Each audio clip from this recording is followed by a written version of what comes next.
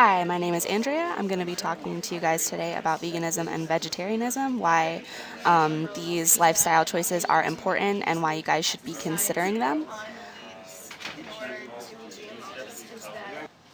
I've been a vegetarian for about 5 years now, but I also try not to use that many animal products generally. So I still do eat eggs and I still do consume dairy, but I don't wear leather and I don't, use makeup brushes that have horsehair and stuff like that.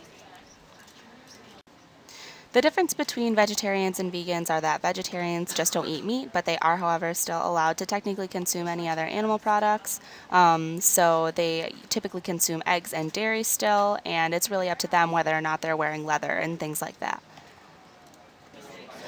A lot of times people are really worried about how they're going to get all their nutrients if they become a vegan or a vegetarian, but there are a lot of alternatives. Protein is a big worry usually. Pictured here as tofu, which I really, really do not like, but there are a lot of other alternatives for proteins. Broccoli has a lot of protein, and other like green vegetables, flax seeds, chickpeas, beans. Nuts and seeds are also a great way to receive protein. There's also nut butters and things that you can incorporate into your daily meals. There's actually no nutrients that is found in meat that you cannot get from fruits, vegetables, and other options. This is vegan bodybuilder Billy Simmons. He became a vegan in 2010 and he's been a vegetarian since 2002. He actually won the Mr. Universe competition in 2009. I think that he looks like he's getting enough protein, getting enough nutrients. So this is just an example of somebody who is able to live a very fit and healthy lifestyle while still being a vegan. Now that we've learned a little bit about how to become a vegan and a vegetarian and what kinds of things to pay attention to, I'm going to talk to you a little bit about why to become a vegan or vegetarian. There are actually a lot of benefits and a lot of really important things to consider. There are many, many health benefits to being a vegan or a vegetarian. Vegans actually have a 24% higher life expectancy rate. It can lower your cholesterol, lower your blood pressure, put you at lower risk for kidney stones and kidney failure, and also gallbladder issues, as well as many other things. It's important, however, to know that if you're a vegan or a vegetarian, that doesn't mean that you're inherently healthy. An Oreo is vegan, but if you're eating Oreos all day long, you're not going to be a very healthy person. So, within being a vegan, you would still need to make healthy choices, make sure that you're exercising, and really pay attention to the foods that you're eating to make sure that you're getting everything that your body needs to be healthy. Another reason is it's beneficial to the animals that are running around this earth. I decided not to include any graphic images because I know that that doesn't really sit well with people sometimes, but there's this cute little pig, and I would hope that, none of you would want anything really to happen to this pig, especially, aside from killing it at the end. I would hope that people don't want the animals to be treated poorly, which currently, with the meat industry the way it is, the animals are treated very poorly.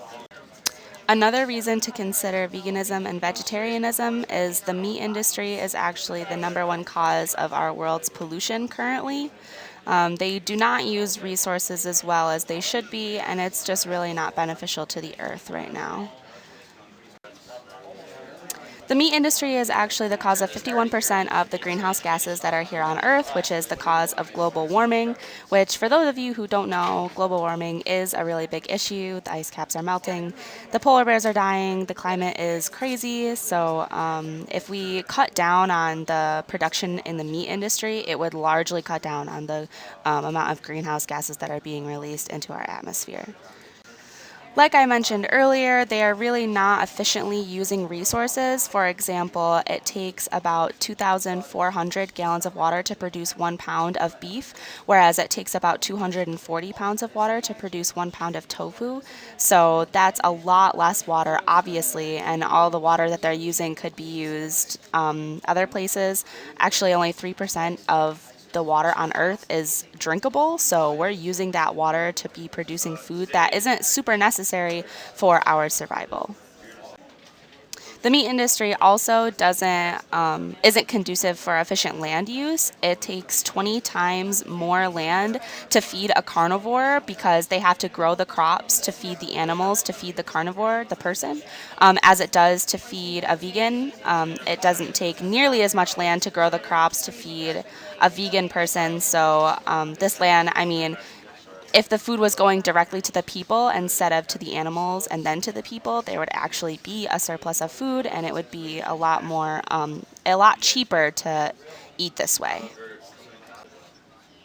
Fishing is part of the meat industry, and the way that they are harvesting fish is not really that great. They're scraping the bottoms of the oceans to get the bottom feeders that they need, so they're destroying coral reefs, and also fish that we don't eat get trapped in the machinery and netting that's used to catch the fish that we do eat. So, like dolphins and blowfish and other things that don't belong on our plates are still being removed from their environment. Try as I might, I'm sure that some of you still are not going to want to convert to that kind of lifestyle, which is totally okay. But there are still some other things that you can do to cut down on the havoc that the meat industry is having on our planet. So you can eat free range, whether that means going to a farm and purchasing your meat there, or purchasing the animals or eggs, or looking in your supermarkets for that free range label. It's a lot healthier to eat meat this way. The animals are raised better and they're fed better things, so the meat is higher quality for the consumer. This is actually the difference between a free-range egg and a caged egg. The caged egg is on the left, and you can see it's a lot lighter in color, while the free-range egg is on the right. The free-range eggs are a lot higher in nutrients. A lot of people would argue that they taste better. I personally have chickens at home, and we eat those eggs, and I like them a lot better. And also, free-range sometimes is more expensive, but if you're going to local farms and buying eggs that way, it's a lot of times even cheaper for a better quality product. They have a longer shelf life, and they're bigger a lot of the time. So I think it just makes more sense to eat free-range.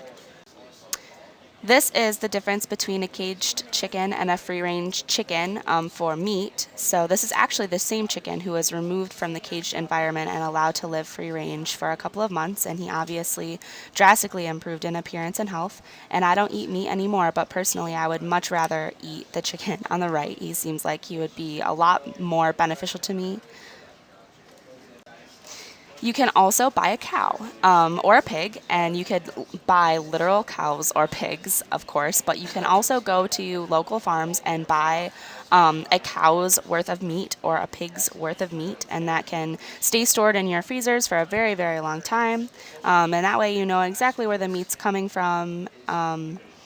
It's the animals are raised a lot healthier, and it's actually in the long run a cheaper way to eat meat.